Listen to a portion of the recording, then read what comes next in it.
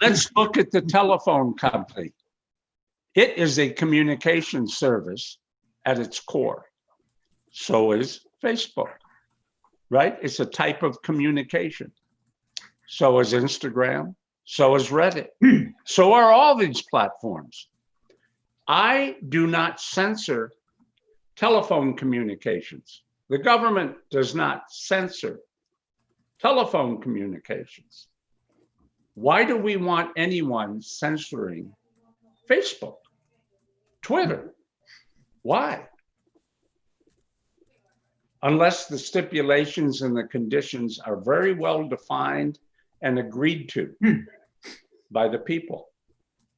And so why Congress gave them complete absolution in this area boggles my mind. But I do think we have to put the premium on freedom of speech. And if you don't want to be a member of a Facebook page, don't do it. If you don't want to read stuff you don't agree with, don't subscribe. But the choice should be ours, not some fact checker hired by Facebook or Twitter. Let us go back and use the example of the first Reddit we attempted to do. That Reddit was on for 18 minutes before they shut us down, censored us. And what were we talking about? We were talking about evidence submitted in a court of law in Roger Stone's case and in General Flynn's case in sworn affidavits, which meant that people who submitted them, namely me, are liable for perjury in a court of law. Also, we were presenting forensic evidence of the proof that something was a leak and not a hack.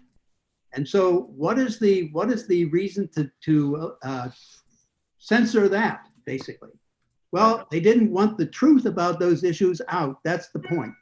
And we weren't talking about anything other than factual evidence and things that were submitted in a court of law.